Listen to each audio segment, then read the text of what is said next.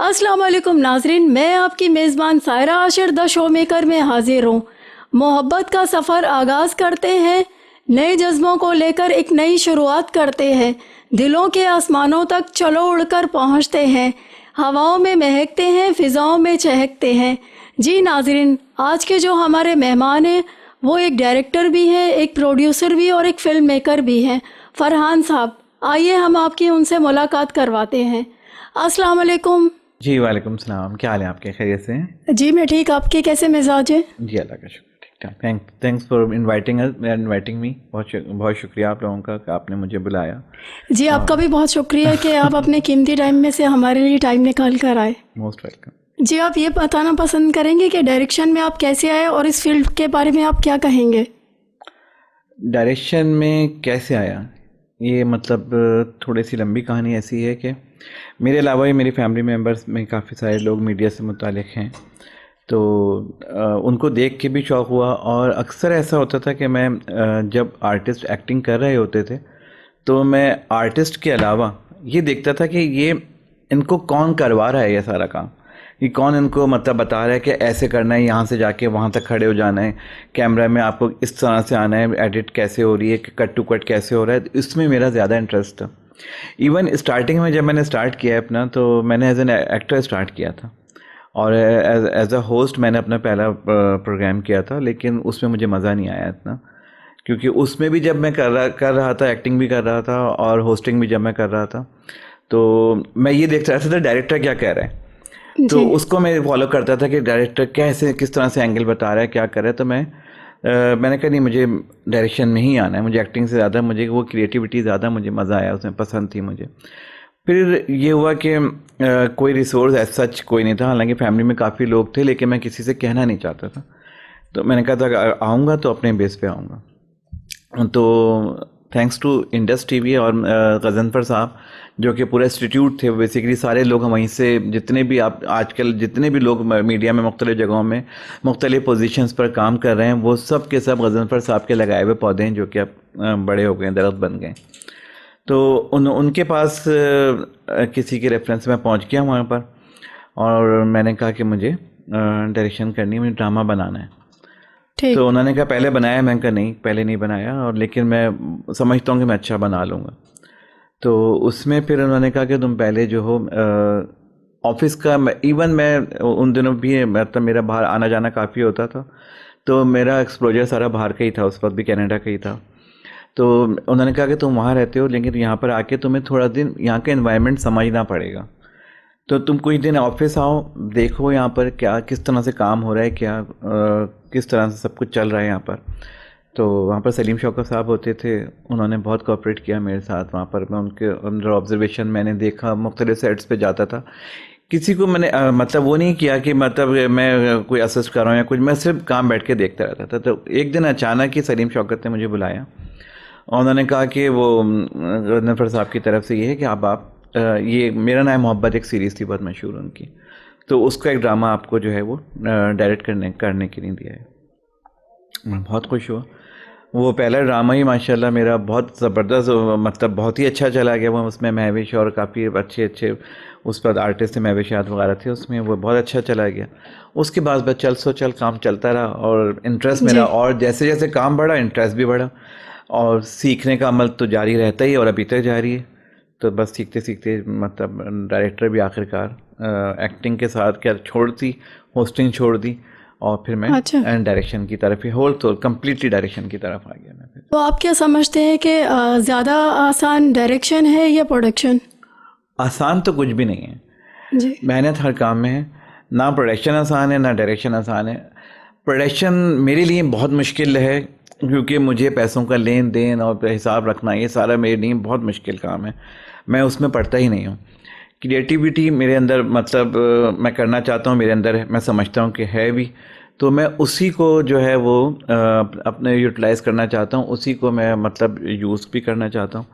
तो मेरे ख्याल से मुझे जो अपने हिसाब से देखा जाए तो मुझे ज़्यादा आसान नहीं लगा, मज़े का काम मुझे जो लगा वो डायरेक्शन लगी। आसान कोई भी काम नहीं होता, हर काम में मेहनत करना बहुत ज़रूरी होती है। अगर आप मेहनत किए बगैर आएंगे तो आ तो जाएंगे आप, लेकिन दूसरे ही ड्रामे के बाद या दूसरे ही अपने मतलब अपने जो भी प्रोजेक्ट आप करें, जो आपको चांस मिला है, दूसरे चांस के बाद तीसरा चांस नहीं मिलेगा आपको। ठीक है, आपकी जी। बातों से ये जाहिर हुआ कि अगर कोई सिफारिश से आ भी जाता है तो वो इतनी देर चल नहीं पाएगा जब तक कि उसमें टैलेंट नहीं हो। डेफिनेटली सिफारिश से बिल्कुल आते हैं, बहुत से लोग आए भी सिफारिश से, और लेकिन आज जी उनका कोई नाम भी नहीं पता।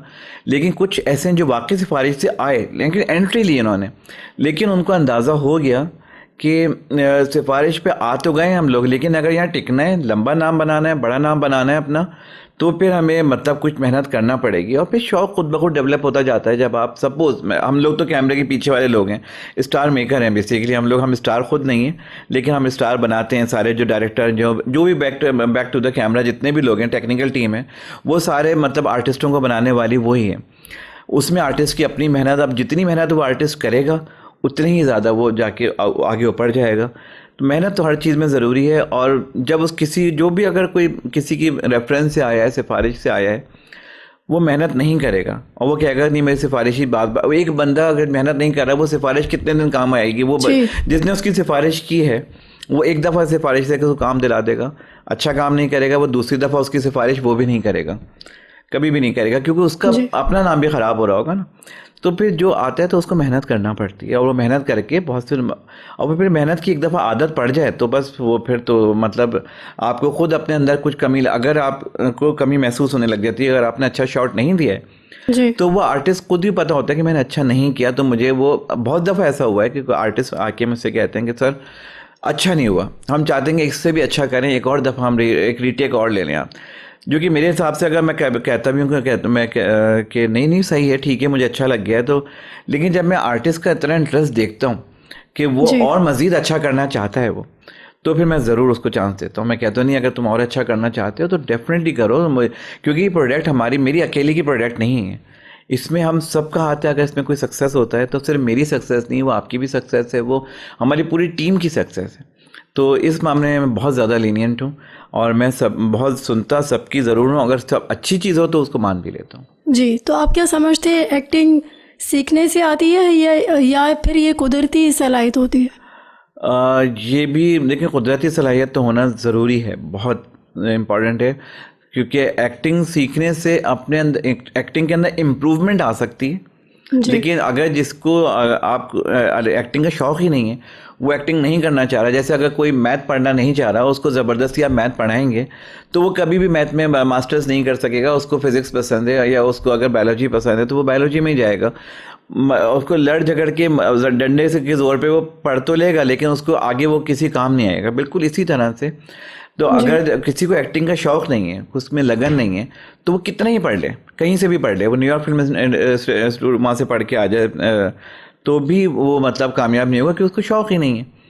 तो शौक़ होना ज़रूरी है, और आपके अंदर जो सलाहियतें होती हैं बाय गॉड गिफ्टेड होती हैं, उनको इम्प्रूव करना, उनको मतलब अपने आप के मतलब और आगे सामने लाना मेहनत करके, तो वो अपने इम्प्रूव ज़रूर कर सकते हैं। लेकिन सीख नहीं से मतलब बगैर शौक़ के सीख नहीं सकता कोई। जैसे कि अभी आपने बताया कनाडा का जिक्र किया, अभी आप कनाडा शिफ्ट हो गए हैं, तो कनाडा शिफ्ट होने की कोई वजह? कनाडा शिफ्ट होने की सबसे बड़ी वजह, मेन वजह तो ये थी कि मेरी पूरी फैमिली वहाँ पर है, और मैं परमानेंटली शिफ्ट नहीं हुआ हूँ, मतलब मैं आता जाता रहता हूँ, यहाँ पर आके प्रोजेक्ट कर लेता हूँ, फिर वापस चला जाता हूँ।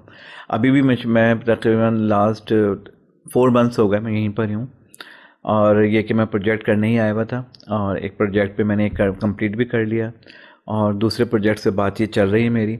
तो और दूसरा प्रोजेक्ट कनाडा जाने का एक मेन रीज़न ये भी था कि मैं अपने आप को और इन्हेंस करना चाह रहा था, क्योंकि जैसे मैंने अभी थोड़ी देर पहले बताया आपको कि अगर आप में सलाहियत हैं तो उसको स्टडीज़ से लर्निंग करके आप मज़ीद उसको निखार सकते हैं, मज़ीद उसको अपने आप को इम्प्रूव कर सकते हैं। तो मुझे अपने अंदर कुछ इम्प्रूवमेंट मज़ीद चाहिए थी, मुझे लगता था कि मैं और मज़ीद बेहतर से बेहतर काम करूं। तो मैंने कनाडा जाके वहाँ पर टोरंटो फिल्म स्कूल में फ़िल्म मेकिंग में एडमिशन लिया।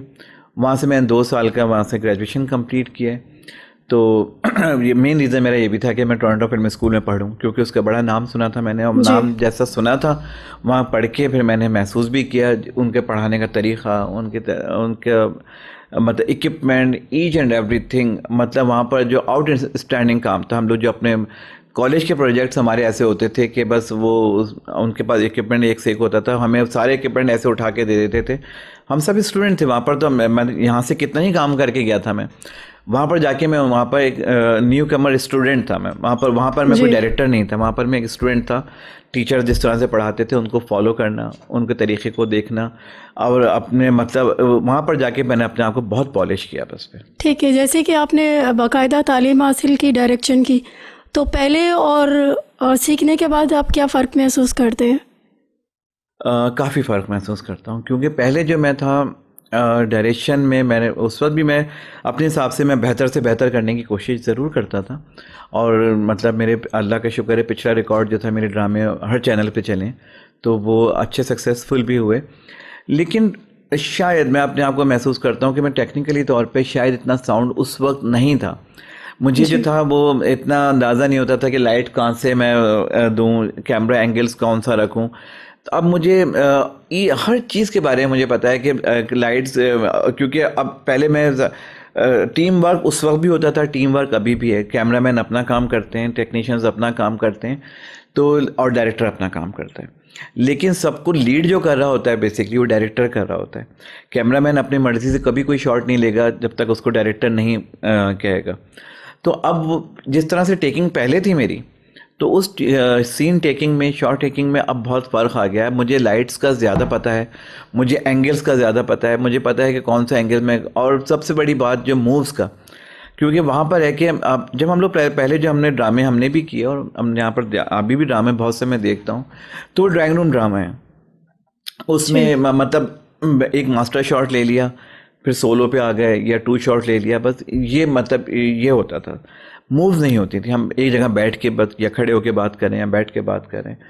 तो वहाँ पर जब जाके मुझे ज़ाहिर है इंग्लिश पर मूवीज़ के सेट्स पे भी गया मैं, और वहाँ पर अंदाज़ा हुआ कि मैंने कहा सिर्फ एक्टिंग जो है वो सिर्फ एक जगह बैठ के करने का नाम नहीं है, पूरी स्क्रीन है आपकी। अब तो स्क्रीन भी, अब पहले तो 20-22 इंच के 25 इंच के टीवी आते थे, अब तो घरों के अंदर सिनेमा हाउसेस बन गए।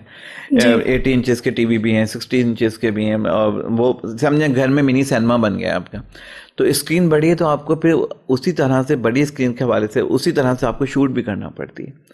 तो अब वेब सीरीज़ का ज़माना है, वैसे भी आप देखती होंगी वेब सीरीज़ भी। चैनल भी हमारे बहुत अच्छा काम कर रहे हैं, लेकिन चैनल्स के और वेब सीरीज़ के काम में काफ़ी वेब प्रोडक्शन काफ़ी डिफरेंस आ गया है। तो वो बेसिक अब हमें वो डिफरेंस समझना है कि वो फिल्म का और टीवी का और वेब का मीडियम जो है, अभी मीडियम्स बन गए हैं सारे। तो ये एक तरह से अलग अलग मीडियम हो गए। ड्राइंग रूम ड्रामा ख़त्म हो गया है हमारे, होना चाहिए, हुआ नहीं है अभी, लेकिन ख़त्म होना चाहिए ड्राइंग रूम ड्रामे को। हमें रियलिटी की तरफ जाना चाहिए, हमें ऐसे ऐसे टॉपिक्स उठाना चाहिए कि जिसमें हमें मतलब परफॉर्मेंस के साथ साथ हम कोई माशरे के, सोसाइटी के इश्यूज़ भी उठाएं। जी। इश्यूज़ बेस्ड ड्रामे बनना चाहिए, और बन भी रहे हैं। अभी काफ़ी अच्छे अच्छे ड्रामे में पिछले दिनों हमारे ड्रामे ने मतलब हमारे स्क्रिप्ट थोड़े से मेजॉरिटी में देखा जाए तो पीटीवी के ज़माने से और उसके हवाले से थोड़े से हल्के हुए हैं। टेक्निकली तौर पे माशाल्लाह हम लोग उनसे अप, पहले से अप हुए हैं, क्योंकि अब सारे इक्विपमेंट नए आ गए हैं, सब चीज़ें चेंज हो गए हैं, माहौल बदल गया है। तो ये कि लेकिन ड्रामा जो है हमें कभी भी हमारा तनज़्ज़ुल का शिकार नहीं हुआ है। हमारा ड्रामा हमेशा मेंटेन रहा है कि पहले बहुत अच्छा इस वजह से लगता था कि हमारे पास चॉइस नहीं थी। लोग कम ड्रामे, मतलब कम, एक ही चैनल था हमारे पास, उसी को सब देखते थे। व्यूवर्स हमारा इतना ज़्यादा टेक्निकल नहीं सोचता था। अब हमारे जी। व्यूवर्स ही बहुत तेज़ हो गया दरअसल। जी। अब हम उसको जो है हम पागल नहीं बना सकते, हम उसको रियलिटी दिखाएंगे तो वो हमारा देखेगा टीवी, वरना वो उसके पास इतने सारे ऑप्शंस हैं, वो फ़ौरन उसके हाथ में रिमोट है, वो इधर से उधर चैनल चेंज करता रहेगा। अगर चैनल्स पे उसको कोई अच्छा नज़र नहीं आ रहा होगा तो यूट्यूब लगा लेगा, वो नेट पे कोई वेब सीरीज़ देख लेगा, कुछ और देख लेगा। अब चॉइस बहुत है।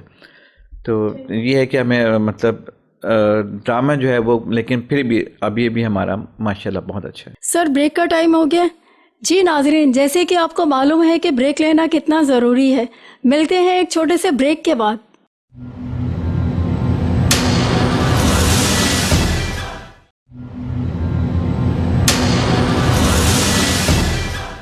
वेलकम बैक नाजरीन, चलते हैं अपने प्रोग्राम की जानिब। पुराने और अब के ड्रामों में क्या फ़र्क महसूस करते हैं? पुराने और अब के ड्रामों में एक्टिंग का बेसिकली फ़र्क है, क्योंकि पहले जो होता था रिहर्सल्स होती थी, स्क्रिप्ट पे बहुत काम होता था। मतलब 15-15 दिन पहले रिहर्सल शुरू हो जाती थी ड्रामे की, जस्ट लाइक थिएटर प्लेस में अभी भी ऐसा होता है। लेकिन अब जो ये फ़र्क पड़ गया है कि हमारे जो आर्टिस्ट होते हैं उनको बेचारों को स्क्रिप्ट पहले से दिया ही नहीं गया हुआ होता। और बहुत से आर्टिस्ट हैं जो बगैर स्क्रिप्ट के अभी भी काम नहीं करते, वो मांगते हैं, पर डिमांड करते हैं कि हमें पहले स्क्रिप्ट दिया जाए। लेकिन बहुत से लोग ऐसे हैं, उनको सेट पे आते हैं, उनको कहते हैं आपका ये सीन है, ये जल्दी, वो भी असिस्टेंट बताता है कि ये सीन है सर, इस तरह से पढ़ने, ये करने, वो करने, और अब बस सेट पे आ जाएं। बस 10 मिनट पहले सीन देंगे उनको और कहेंगे कि अब बस अब वो सेट तैयार है, आ जाएं। अब वो 10 मिनट में वो आर्टिस्ट कैसे तैयारी करेगा, उसको अब अपना मतलब ना डायरेक्टर्स अब वो इतनी ज़्यादा मेहनत, वो कहेंगे आए कैमरे के सामने खड़े हों, अपने जुमले बोलें और ख़त्म कर दें। तो इस तरह से नहीं होना चाहिए। अब ये फ़र्क आ गया है। जो अच्छा काम कर रहे हैं वो अभी भी मतलब रिहर्सल्स पे तो अब चलने में टाइम नहीं होता, नहीं जाते, लेकिन एटलीस्ट वो स्क्रिप्ट पहले देते हैं। और आर्टिस्ट भी जो अच्छा काम करना चाहते हैं और जो करते हैं वो स्क्रिप्ट पहले से पढ़ के आते हैं। उनको सेट पे आके नहीं पता होता कि उनको बहुत से उनको तो पता ही नहीं होता हमारा कैरेक्टर क्या है, बस वो अपने अपने सीन्स पढ़ते हैं और वो परफॉर्म कर देते हैं। क्योंकि आजकल ये ट्रेंड भी चल गया, पहले ये ट्रेंड कभी भी नहीं था। जो पहले आप ड्रामे देखें उनमें ये ट्रेंड नहीं था। अगर आपको स्क्रिप्ट मिलता था तो पूरा स्क्रिप्ट पढ़ना होता था आपको। डायरेक्टर्स और जो उनके साथ असिस्टेंट डायरेक्टर्स होते थे वो आर्टिस्टों को बिठा के अपने सामने पूरा ये नहीं होता था कि आप अपना कैरेक्टर पढ़ लें, दूसरे का कैरेक्टर छोड़ दें। अब उसमें ये होता था कि अब आप अकेला तो परफॉर्म नहीं कर रहा ना कोई, उसको परफॉर्मेंस तो डेफिनेटली दूसरे आर्टिस्ट के साथ देना है। तो उसको मतलब आप अपने डायलॉग्स बोलेंगे तो वो अपने आप को मतलब दूसरी तरफ से उसको क्यों मिलेगा ना। जब उसको पता ही नहीं होगा कि मैं अपने डायलॉग बोल रहा हूँ, दूसरी तरफ से मुझे क्या क्यों मिलने वाला है, तो वो अपने परफॉर्मेंस कैसे, एक्सप्रेशंस कैसे देगा, कैसे परफॉर्मेंस देगा, कैसे वो डीपली जाएगा उसमें। तो स्क्रिप्ट मैं कहता हूँ अभी भी आर्टिस्टों को चाहिए कि पूरा पढ़ें, वो सिर्फ अपने कैरेक्टर्स ना पढ़ें, पूरा स्क्रिप्ट पढ़ें, उसकी थीम समझें, उसके स्क्रिप्ट में क्या है, वो डायरेक्टर ने क्या कहना चाहा है। तो उसमें थोड़ा सा कसूर डायरेक्टर्स का भी है कि वो डायरेक्टर्स को मतलब इम्प्लीमेंटेशन करना चाहिए। एक मतलब प्री क्लास की तरह का ना वो होना चाहिए कि आप स्क्रिप्ट सेशंस होना बहुत ज़रूरी है मेरी नज़र में, कि आप सारे आर्टिस्ट आएँ, उनको स्क्रिप्ट अपने अपने कैरेक्टर डायरेक्टर ब्रीफ करे कि आपका कैरेक्टर ये है, आपका कैरेक्टर ये है, आपका गेटअप ऐसा होगा।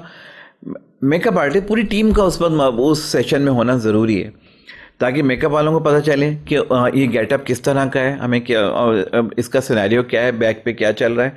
हर एक को, पूरे कैमरामैन को होना ज़रूरी चाहिए कि वो कैमरामैन को पता हो कि कहानी बैक पे क्या चल रही है। तो ये ड्रामा बेसिकली किसी इंडिविजुअल का काम नहीं है, ये it's total completely team work. जब अगर आपकी टीम वर्क होता है तो वहाँ पर डेफिनेटली ड्रामा कामयाब होता है, और अभी भी कामयाब होते हैं। बहुत से नाम है, मैं नाम लेना चाहूँ तो एक लंबी लिस्ट है कामयाब ड्रामों की। अभी रिसेंटली परिजात बहुत कामयाब हुआ है, उसके पीछे पूरा टीम है कि वो मतलब वो पूरी टीम ने मेहनत की है, सब ने काम किया है। तो जहाँ कामयाबी होती है वहाँ टीम का हाथ होता है, एक इंडिविजुअल अकेला कोई कुछ नहीं कर सकता। जी, तो एक अच्छा एक्टर बनने के लिए किन किन चीज़ों का होना ज़रूरी है? अच्छा एक्टर बनने के लिए सबसे पहले अपने पैशंस का होना ज़रूरी है, और सब्र, मतलब पैशन सब्र होना बहुत ज़रूरी है। ऐसा नहीं हो सकता कि एक ही रात में कोई सुपरस्टार बन जाए। तो आपको मेहनत करना पड़ेगी, सुपरस्टार ज़रूर बनेंगे आप, लेकिन अपने काम से सिंसियर होंगे तो बनेंगे। तो अपना काम सीखिए, अपना काम कीजिए, दूसरे के काम में मदाखलत ना करें। आर्टिस्ट अपना काम करे, डायरेक्टर अपना काम करे, कैमरामैन अपना काम करे। अगर कैमरामैन डायरेक्शन की में घुसेगा, डायरेक्टर के काम में मदाखलत करेगा तो कॉन्फ्लिक्ट होगा। एक्टर अगर डायरेक्टर के काम में मदाखलत करेगा, उसको ये कहेगा कि नहीं मैं इस तरह से ज़्यादा अच्छा बोल सकता हूँ, मैं ऐसे बोलूँगा सर, आप छोड़े, मैं अपनी एक्टिंग करूँगा। तो उसमें भी डायरेक्टर की क्या क्रिएटिविटी रह गई, उसके डायरेक्टर की क्या बात रह गई। डायरेक्टर के दिमाग में सारे कैरेक्टर्स होते हैं और एक्टर के दिमाग में सिर्फ अपना कैरेक्टर होता है। तो डायरेक्टर सारे कैरेक्टर्स को लेके चल रहा होता है। तो अच्छा एक्टर बनने के लिए ज़रूरी है कि सबसे पहले तो डायरेक्टर की बात सुने, डायरेक्टर क्या चाह रहा है उसको अपना 100% दे, अपने कैरेक्टर पे फोकस करे, और मतलब दूसरों के कैरेक्टर्स को अपने कैरेक्टर से कंपैरिजन करें, मवाजना करे कि मेरे कैरेक्टर्स में कितना मार्जिन है, मुझे किस तरह से एक्शन का रिएक्शन देना है। तो ये अपने काम को देखे, दूसरे के काम में मदाखलत ना करे। जी, एक सीनियर आर्टिस्ट और जूनियर आर्टिस्ट में क्या फ़र्क है? बहुत बड़ा फ़र्क है। टाइमिंग का। जूनियर आर्टिस्ट जो होते हैं कभी टाइम पे नहीं आते, सीनियर आर्टिस्ट जो होते हैं वो आप पंक्चुअल होते हैं। बहुत पंक्चुअल होते हैं। उनको पीटीवी की ट्रेनिंग दी हुई है उन्होंने कि वो उनकी ट्रेनिंग काम आती है। और वो आके, मुझे बड़ा दुख होता है जब कोई सीनियर आर्टिस्ट बैठा हुआ हो, आके सेट पे मौजूद हो, और जूनियर आर्टिस्ट नहीं आए, नए आने वाले आर्टिस्ट, तो अब वो सीनियर्स को वेट करना पड़े। ये हमारा बहुत बड़ा अलमिया है कि सीनियर्स जितना मतलब बहुत वक्त के पाबंद होते हैं, जो कि नए आर्टिस्ट इतने वक्त के पाबंद नहीं हैं। हमारी हीरोइंस, आपकी गाड़ी हमारी जाती है प्रोडक्शन की, जी आधे 1-1 घंटे वो नीचे खड़ी रहती है, जब जाके वो नीचे उतरती हैं, फिर आके मेकअप में टाइम लगता है, मेकअप शुरू होता है। तो ये चीज़ बहुत ज़्यादा मैटर करती है। सीनियर्स का भी थोड़ा सा, और कहीं कहीं मतलब हर जगह ज़रूरी नहीं, कहीं सीनियर्स जूनियर्स के साथ ज़्यादती कर जाते हैं। तो जैसे कि वो डेफिनेटली सीनियर हैं, उनको ज़्यादा पता है, लेकिन अगर डायरेक्ट वो कोई अच्छा काम कर रहा है जूनियर, तो उसको अप्रिशिएट भी करना चाहिए, उसको एक्सेप्ट करना चाहिए। जो सीनियर्स के अंदर एक्सेप्टेंस का लेवल मतलब बिल्डअप होना चाहिए, और जूनियर्स के अंदर रिस्पेक्ट का लेवल बिल्डअप होना चाहिए कि वो सीनियर्स की इज्जत करें और उनको कम से कम वेट ना करवाएं। बहुत अफसोस होता है जब सीनियर्स बैठे हुए हैं और जूनियर्स उनको वेट करवा रहे हैं, तो बहुत ज़्यादा मुझे अफसोस होता है इस बारे में। ठीक है। किसी भी प्रोजेक्ट का हिट होने में किसका कमाल होता है, डायरेक्टर का या राइटर का या फिर पूरी टीम का? डेफिनेटली पूरी टीम का। अगर राइटर अच्छा लिख के नहीं देगा तो डायरेक्टर कुछ भी कोशिश कर लेगा, जब जुमले ही अच्छे नहीं आ रहे होंगे तो डायरेक्टर अपनी क्रिएटिविटी कहाँ दिखाएगा, अपने वो किस तरीके से, मतलब, और सबसे बड़ी बात, आर्टिस्ट वो जुमले किस तरह से दिल से बोलेगा। जब वो आर्टिस्ट खुद ही सेटिस्फाई नहीं हो रहा होगा उन जुमलों से, उनसे, तो वो कैसे परफॉर्म करेगा, वो अपने आप को रिलेट ही नहीं कर पा रहा होगा अगर वो उस कैरेक्टर के साथ। तो डायरेक्टर का काम है कि सिर्फ उन आर्टिस्टों को कास्ट करें जो कि उससे रिलेट करते हो, कैरेक्टर से रिलेट करते हो। मतलब सिफारशी आर्टिस्टों को ना ले, अपने लॉबी सिस्टम ना बनाए कि कोई कैरेक्टर अगर किसी मतलब कॉलेज बॉय का है और उसमें वो किसी मतलब ऐसे लड़के को या ऐसे सीनियर आर्टिस्ट को ले ले जो कि कॉलेज बॉय नहीं लगता, वो यूनिवर्सिटी बॉय से की उम्र से भी निकल चुका है, लेकिन उसको कॉलेज बॉय बना रहे हैं। तो बेशक वो अच्छा ही आर्टिस्ट होगा, कॉलेज सीनियर होगा सब, क्योंकि अब जो दोबारा वो कॉलेज बॉय बन रहा था, लेकिन उस आर्टिस्ट को भी पता होना चाहिए कि मैं कॉलेज बॉय की एज से निकल चुका हूँ जी। तो अब मुझे वो कॉलेज बॉय नहीं बनना। तो उसमें ये कि डायरेक्टर अपनी कास्टिंग जो है, उस कास्टिंग में अब सबसे बड़ा प्रोडक्शन वाले भी कास्टिंग में बहुत बोलने लगे। प्रोडक्शन, अपनी प्रोडक्शन देखें, वो आर्टिस्ट को और डायरेक्टर्स को और टीम को फैसिलिटीज़ प्रोवाइड करें कि वो आज़ादी से, सुकून से काम कर सकें। डायरेक्टर को अपना काम करने दिया जाए, आर्टिस्टों को अपना काम करने दिया जाए। आर्टिस्ट बेचारे अपना काम नहीं करते क्योंकि वो कठपुतली हैं एक तरह से, वो उनको जो कैरेक्टर दिया गया है वो उनकी डोर जो है डायरेक्टर के हाथ में होती है। तो वो तो जैसा डायरेक्टर कहेगा वो इस तरह से परफॉर्म करेंगे और वो करते हैं। लेकिन आर्टिस्ट भी जहाँ डायरेक्टर बनना शुरू हो जाए वहाँ पर आर्टिस्ट, तो वहाँ पर फिर थोड़ा सा ड्रामे को जवाल आ जाता है। ठीक है। तो आप क्या समझते हैं, अभी भी है लॉबी सिस्टम? बहुत ज़्यादा। अब तो पहले तो बहुत कम था, अब तो बढ़ता ही चला जा रहा है। आप कोई भी चैनल उठा के देख लें, मैं चैनल्स का नाम नहीं लूँगा यहाँ पर, आप कास्ट देखेंगे आपको पता, आप चैनल का लोगो ना भी आ रहा होगा तो आप समझ जाएंगे ये किस चैनल का प्रोग्राम है, किस चैनल का ड्रामा है, क्योंकि हर चैनल की अपनी अपनी कास्ट फिक्स हुई हुई है। तो उसमें ये है कि ये अगर ये कास्ट है तो ये तो डेफिनेटली ये तो इस चैनल का ड्रामा होगा, अगर ये कास्ट है तो ये तो सारे तो इस चैनल पे आते हैं। तो लॉबी सिस्टम तो है, और लॉबी सिस्टम हमें ख़त्म करने में बहुत मुश्किल है। लॉबी सिस्टम ख़त्म होना चाहिए तो डिज़र्विंग लोगों को चांस मिलेगा।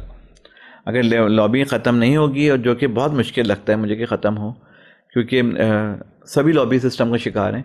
इवन मैं खुद लॉबी सिस्टम का शिकार हूँ कि हालांकि मेरे हर चैनल पे हर जगह अच्छी बातचीत है, सबसे मेरे अच्छा है, लेकिन सबके अपनी अपनी प्रायोरिटीज़ हैं, अपने अपने पसंद नापसंद का मामला है। तो उन्हीं को काम मिल रहा है जो सबसे ज़्यादा मतलब अपने पसंदीदा चेहरे जिनके उनको काम दे रहे हैं, और चेहरों को नहीं, टेक्निकल टीम को भी, डायरेक्टर्स को भी, सब अपने अपने काम करें। हमारा सबसे बड़ा अलमिया ड्रामे का ये हो गया है कि उसमें मार्केटिंग घुस गई है पूरी, उसमें अब रेटिंग सिस्टम आ गया है। तो रेटिंग की वजह से बहुत जगह कंप्रोमाइज़ करना पड़ता है कि नहीं, किसी चीज़ को कम ज़्यादा करना है, किसी चीज़ को बढ़ाना है। कोई अच्छी मतलब स्क्रिप्ट में इत्तेफाक है, कोई चीज़ ऐसी है कि वो उसको राइटर बढ़ाना नहीं चाह रहा, डायरेक्टर बढ़ाना नहीं चाह रहा, अनफॉर्चुनेटली उसकी रेटिंग आ गई, वो कैरेक्टर हिट हो गया है, वो उसकी रेटिंग आ गई। तो अब जितना है उसको उस करेक्टर में रखा जाए तो उसको उतना ही रखा जाए तो रेटिंग आ गई है, ठीक है, लेकिन आगे भी तो कहानी और मज़ीद आ सकती है ना। फिर अब उसके बाद प्रेशराइज होगा, प्रेशर पड़ेगा डायरेक्टर के भी टीम के ऊपर भी कि अब ये करेक्टर चाहे वो बेकार ही हो, लोगों ने पसंद कर लिया तो इसको करेक्टर को आगे बढ़, कहानी बदल दें चाहे, लेकिन ये करेक्टर अब जो है वो ऊपर आ जाए, इसको आगे बढ़ाएं। तो ये सब रेटिंग का मामला और ये मार्केटिंग वाले जो हैं वो ड्रामे में घुस गए हैं, ये बहुत बड़ा अलमिया है। किसी भी प्रोजेक्ट का बैकबोन कौन होता है? Captain of the ship, definitely director, क्योंकि डायरेक्टर की नज़र में से हर चीज़ पे उसकी नज़र होती है। आप फ्रेम कैसा बना हुआ है, सेट कैसा डिज़ाइन हुआ हुआ है, आर्टिस्ट का मेकअप कैसा हुआ है। अब बहुत से हमारे आर्टिस्ट जो स्पेशली नए बच्चियां जो आ रहे हैं, वो आप कोई मौत का सीन भी है, कोई ऐसा दिखा रहे हैं तो उसमें या सो के उठने का सीन है जी। तो अगर सो के उठ रहे हैं तो फुल मेकअप में उठ रही हैं वो। कोई अगर किसी का मतलब ऐसा सीन आया हुआ है किसी की मतलब मौत दिखा रहे हैं तो उसमें रो रही हैं लेकिन वो पूरा आंखों तक का मेकअप हुआ हुआ है, डार्क लिपस्टिक लगी हुई है, तो बहुत अननेचुरल लगता है। तो इन सब की नज़र जो होती है डायरेक्टर के ऊपर होती है। डायरेक्टर को चाहिए कि वो इन चीज़ों को कंट्रोल करे, क्योंकि बैकबोन और सबसे कैप्टन ऑफ द शिप वही है। इवन मैं एक अपना एक्सपीरियंस शो करूँगा, मतलब आपके साथ में शेयर करूँगा। मेरा एक ड्रामे की सेट पे था मैं, तो वहाँ पर एक आर्टिस्ट है, हम उस सीन थाने का सीन था कि उसमें एक छोटा भाई है, वो अपने बड़े भाई की डेड बॉडी को लेने के लिए आया है वहाँ पर।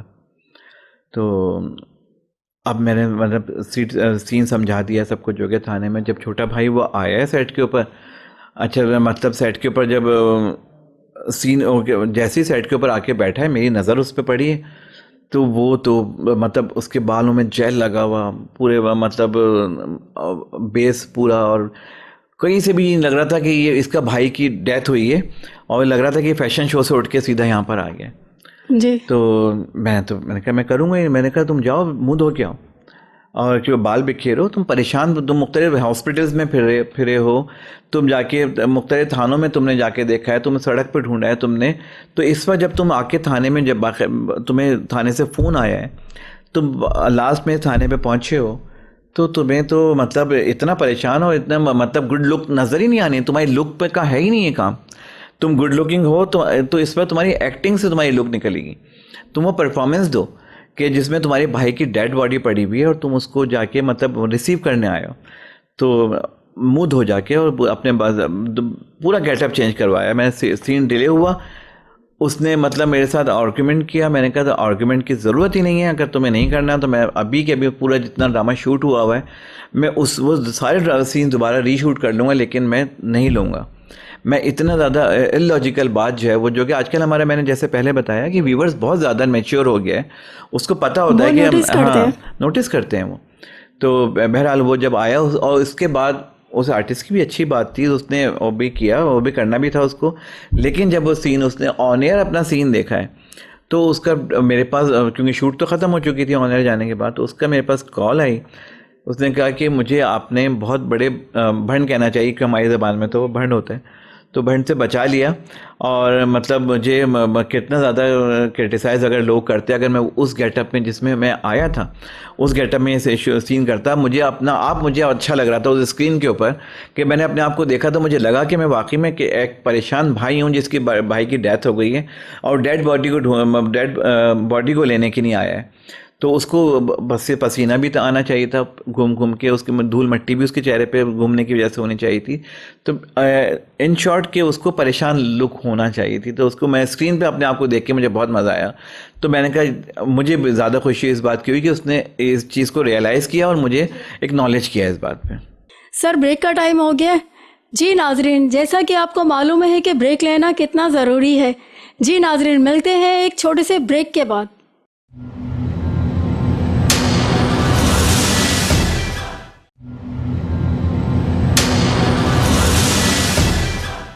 वेलकम बैक नाजरीन, चलते हैं अपने प्रोग्राम की जानिब। अच्छा, आप ये समझते हैं कि जैसे पहले के आर्टिस्ट होते थे वो एक एक सीन भी कर लेते थे, लेकिन अब वाला एक्टर एक सीन करने को तैयार नहीं होता कि वही उस पर एक सीन का ही लेबल लग जाएगा।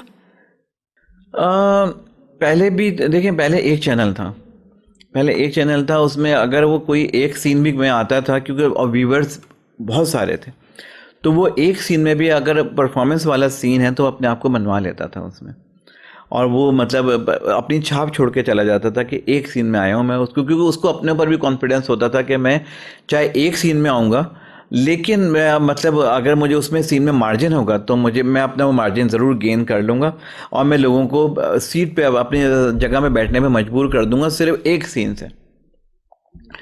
अब जो है हमारे पास अब चॉइस बहुत है। अब वैसे तो बेचारे नए आर्टिस्ट हुए हैं, जो जो नए आ रहे होते हैं वो तो एक एक सीन भी करते हैं, आते हैं, लेकिन अगर हम किसी सीजनल आर्टिस्ट को एक सीन की नहीं कास्ट करते हैं, तो अगर वो, उसका राइट है, आर्टिस्ट का राइट है ये बिल्कुल, अगर वो परफॉर्मेंस वाला सीन होगा तो मेरे ख्याल से अभी भी कोई आर्टिस्ट मना नहीं करेगा, चाहे वो एक सीन होगा उसका, लेकिन उसको अपने पर कॉन्फिडेंस होगा और वो ये समझेगा कि हाँ, इस एक सीन से मैं ये कम से कम ये एक एपिसोड अपने नाम कर सकता हूँ, तो वो ज़रूर करेगा, मना नहीं करेगा अगर वो कॉन्फिडेंट आर्टिस्ट है तो।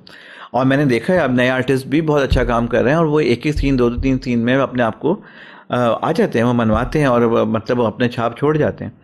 तो इसमें ये मेरा नहीं ख्याल कि कोई आर्टिस्ट जो है वो मना करता है। अगर मना करता है तो उसकी अपनी कोई ना कोई लॉजिक होती होगी लाजमी, कि वो नहीं करना चाह रहा, लेकिन अगर परफॉर्मेंस है तो मैं तो कहता हूँ कि अगर परफॉर्मेंस की गुंजाइश है तो वो ज़रूर करे। बिल्कुल इसी तरह से जैसे अब मैं थोड़ा सा, मैं मतलब पता नहीं इंडियन कंटेंट का आपके चैनल पे वो है कि नहीं, मैं एक हवाला दूंगा शाहरुख खान का, कि वो एक मूवी में ऐ दिल मुश्किल में सिर्फ एक सीन के नहीं आया था, सुपरस्टार है वो, एक सीन में आया है, और वो एक सीन में वो सब पे छा गया था, उसने इतनी अच्छी परफॉर्मेंस दी थी, क्योंकि उसको पता था कि मैं शाहरुख खान हूँ, मैं एक सीन में भी आऊँगा तो मैं मतलब सबको मैं मतलब मनवा लूँगा अपने आप को। और वो सीन, वो डायलॉग्स, वो उन इतने ज़्यादा फेमस हुए हैं कि उन पे टिकटॉक्स बन रहे हैं, सब मुख्तलिफ चीज़ें बन रही हैं उन डायलॉग पे बने, तो उसको कॉन्फिडेंस तब वो आ गया।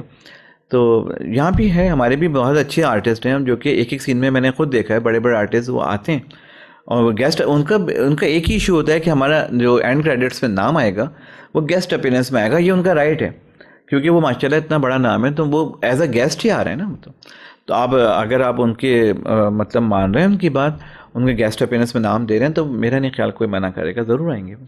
जी, आप माशाल्लाह बहुत बिज़ी होते हैं, तो आप इतनी बिज़ी लाइफ में से अपनी फैमिली के लिए टाइम निकाल पाते हैं? वैसे तो मैं मतलब जब हमारा काम ऐसा होता है कि बिजी स्केड्यूल में जब होता है तो एक दो तीन दिन का गैप लाजमी फिर आ जाता है, तो वो घर वाले भी आहिस्ता आहिस्ता आदी हो जाते हैं, रियलाइज़ करना शुरू कर देते हैं कि इनका काम ऐसा है कि ये मतलब इतना टाइम जितना 9 to 5 वाली जॉब वाले अपने मतलब फैमिली को दे सकते हैं, हम लोग नहीं दे सकते। और ये बात अल्लाह का शुक्र है मेरी फैमिली ने रियलाइज़ की हुई है, क्योंकि मुझे पता है मैं इतना टाइम तो नहीं दे पाता उनको, लेकिन जितना टाइम मैं दे पाता हूँ वो मैं चाहता हूँ कि वो इतना क्वालिटी टाइम हो कि वो उनको वो मतलब एहसास ना हो कि हमें जो टाइम नहीं दिया गया है, तो वो मतलब ये टाइम जो मिला है इसको भी हम उस जो नहीं दिया गया टाइम उसको याद करके हम इस टाइम को भी गंवा दें। तो मतलब ये कि फैमिली को तो ज़रूर शिकायतें भी होती हैं, लेकिन अब फैमिली से ज़्यादा अब तकरीबात में मसला होता है, जब आपकी कोई फैमिली गैदरिंग हो उसमें आप शूट पे बिज़ी हो तो आप एक्सक्यूज़ करते हैं, तो उसमें एक तरह से हमारा लॉस भी होता है कि हम आजकल वैसे भी इतना ऐसा दौर हो गया है कि पर्सनली पर्सन टू पर्सन मिलना कम ही हो गया है। पहले ज़माने में सब हम एक दूसरे के घर जाते थे, सब कुछ करते थे, तो मतलब आना जाना होता था, अब तो तकरीबात में मुलाकात होती है, ईद वगैरह पे भी टेलीफोन या व्हाट्सएप इन पे ज़्यादा बातचीत हो जाती है। या अब तो मतलब पिछले 2 सालों से तो कोरोना की वजह से इतनी ज़्यादा मतलब वो सारी परेशानियाँ थी कि वो वीडियो कॉल पे अपने बहन भाई भी सगे वो वीडियो जी। कॉल्स पे बात कर रहे थे। तो सोशल मीडिया ने और इन चीज़ों ने डिस्टेंस कम किया है। तो अब जैसे मैं सेट पे होता हूँ, सेट पे अगर किसी को फैमिली मेम्बर को कोई बात भी करना हो, ज़रूरी हो कोई चीज़ दिखाना भी हो कि ये चीज़ आना है, तो वो वीडियो कॉल का इतना अच्छा ऑप्शन आ गया है कि वो वीडियो कॉल करके हम मतलब हम फैमिली के साथ भी इन टच हैं और काम के साथ भी हैं, तो अब इतना मसला नहीं होता। ठीक है, तो आप लक पे कितना बिलीव करते हैं? लक पे मैं बहुत ज़्यादा बिलीव करता हूँ, क्योंकि अगर आपकी लक काम नहीं कर रही है, आप चाहे मेहनत कर रहे हैं, सब कुछ कर भी रहे हैं, लेकिन अगर लक काम नहीं कर रही है तो फिर आपको मुकाम बनाने में थोड़ा टाइम लगता है। मेहनत रंग ज़रूर लाती है, क्योंकि लक बेसिकली क्या है, ब्लेसिंग है अल्लाह की तरफ से। तो एक जब अल्लाह ताला भी देखता है कि एक बंदा इतनी मेहनत कर रहा है, उसका ये, हम अपनी पर्टिकुलर इस फील्ड की बात नहीं कर रहा, मैं हर फील्ड की किसी बात कर रहा हूँ, किसी भी फील्ड में, तो उसको ये होता है कि अल्लाह ताला देखता है कि ये बंदा कितनी मेहनत कर रहा है, कितनी डेडिकेशन से अपने काम में काम कर रहा है। तो एक अच्छा, अल्लाह ताला के पसंदीदा बंदों पे ही मतलब सारा मतलब मुश्किलात भी मुश्किल आती जी। हैं, तो परेशानियां भी आती हैं, क्योंकि अल्लाह ताला उसको आजमाता है। अल्लाह ताला देखता है कि ये मेरी आजमाइश में किस हद तक कामयाब होता है। तो लक का भी वही ताल्लुक है कि अल्लाह ताला जब देखता है कि एक बंदा मुस्तकिल नाकाम होए जा रहा है, उसकी बैड लक हो जा रही है, चली जा रही है, तो वो एक हद तक ही अल्लाह ताला उसको मतलब आजमाता है। फिर अगर वो बीच में मायूस हो जाए, छोड़ दे, तो मायूसी तो कुफ्र है वैसे भी ना, मायूस तो अल्लाह की ज़ात से होना ही नहीं है। तो फिर वो लक आपकी खुद ब खुद काम जब करना शुरू कर देती है, एक वक्त ऐसा आता है कि आपके लक भी आपका साथ देना शुरू कर देती है। तो बस हिम्मत नहीं हारना चाहिए, अल्लाह ताला आपके साथ है, अल्लाह पे यकीन कामिल रखें, भरोसा रखें कि आपकी मेहनत रायगा नहीं जाएगी। आपको आजमाइश आएगी ज़रूर, लेकिन आजमाइश का टाइम भी गुजर जाएगा। आप अपनी मेहनत पे करते रहें, आप अपने मतलब कोशिश करते रहें, कोशिश की करने वाले की कभी हार नहीं होती। जी एग्जैक्टली। जब आप कोई प्रोजेक्ट करते हैं तो आप किन किन चीज़ों का ख्याल रखते हैं? मैं अपनी टीम का बहुत देखता हूँ कि मेरी टीम में कौन कौन लोग शामिल हैं और कितने प्रोफेशनल लोग हैं इसमें, क्या, और प्रोड्यूसर कैसा है मेरा।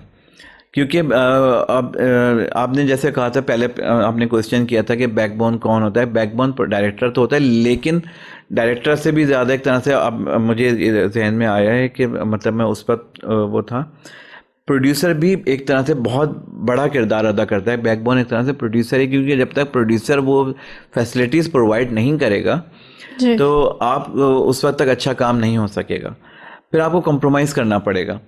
तो मैं सबसे पहले जो देखता हूँ कि अच्छा प्रोड्यूसर होना बहुत ज़रूरी है, जो कि जिसमें प्रोजेक्ट के ऊपर कॉम्प्रोमाइज़ ना करना पड़े। मतलब वो उसका खुले दिल का हो, उसको पैसे खर्च करने में तकलीफ़ ना हो रही हो। उसको तकलीफ़ जब होती है पैसा खर्च करने में, जब चैनल्स की तरफ से उसको रिटर्न नहीं मिल रहा हो। अगर चैनल्स की तरफ से और प्रॉपर उनको पैसे बराबर मिल रहे हैं, तो प्रोड्यूसर भी अपना काम अच्छा करेगा। तो प्रोड्यूसर का मैं सबसे पहला जो मैं अपने प्रोजेक्ट पे ध्यान देता हूँ, अच्छा प्रोड्यूसर।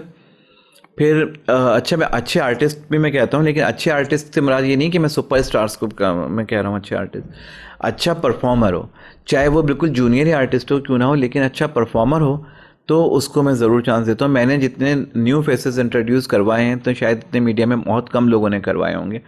मेरे हर ड्रामे में इवन मैं जब 2 साल पहले, 1.5 साल पहले वेब सीरीज़ भी करके गया हूँ, उसमें भी मैंने नए लोगों को ज़रूर चांस दिया है। मैं सीनियर्स के साथ साथ जूनियर्स को भी बिल्कुल चांस देता हूँ और उनको पॉलिश करता हूँ। तो आगे जाके मेरे इंट्रोड्यूस करवाए हुए बहुत सारे आर्टिस्ट इस वक्त सुपरस्टार बने हुए हैं, जो कि उस वक्त जब मेरे साथ उन्होंने काम किया था तो बिल्कुल नए थे। तो उनको उन्होंने नए काम किया और आज माशाल्लाह वो इतना अच्छा काम कर रहे हैं, और सब मतलब पहली सिर्फ में हैं वो। तो ओवरऑल मैं अपनी टीम को ज़रूर देखता हूँ कि फिर जब टीम मुझे अच्छी मिल जाती है तो फिर काम भी अच्छा होता है, और फिर मैं अपनी टीम का ख्याल भी बहुत रखता हूँ।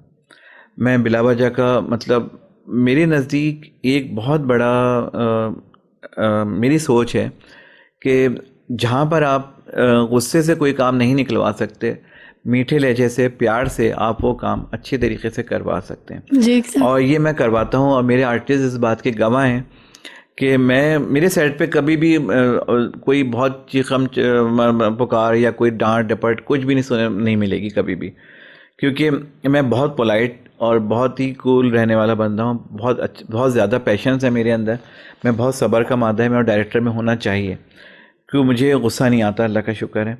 और मैं जो हूँ बहुत पोलाइट रहते हुए, और आर्टिस्टों से नहीं, अपने स्पॉट बॉय से भी सबसे मैं बहुत प्यार से बात करता हूँ, किसी की इंसल्ट नहीं करता कभी भी।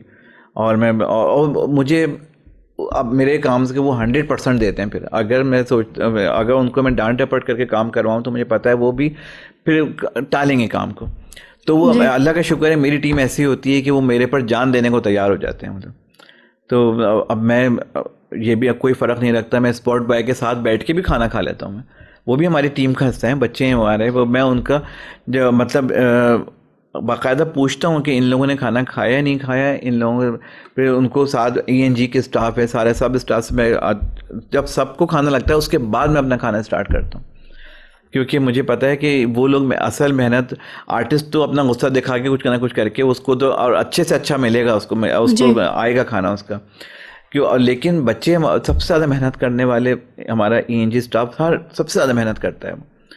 उनको अगर वो, और उनको सिर्फ दिन में वो खाना ही चाहिए होता है, खाना खाते हैं, पेट भरा हुआ होगा तो अच्छा काम करेंगे वो। तो बस उनका ख्याल रखें, उनके साथ जो है वो अच्छा बर्ताव करें, पूरी ये टीम वर्क है सारा।